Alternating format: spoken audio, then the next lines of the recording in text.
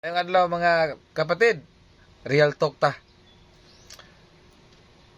Unsaon na to pagsubay sa matuod nga iglesia nga gitukod sa atong Ginoong Kristo? Ug unsaon po nato pagsusi ug unsay timailhan sa piki nga iglesia?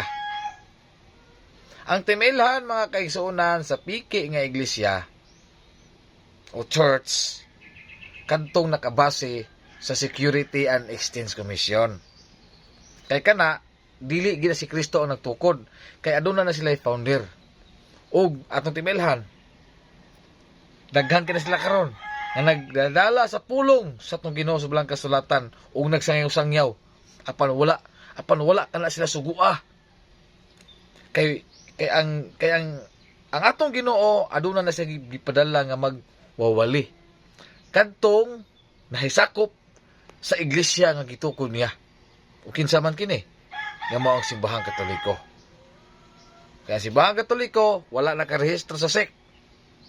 Ug sayod man tani sa Biblia ug sa mga kasaysayan, ang simbahang Katoliko mo gitukod sa atong Ginoong Kristo.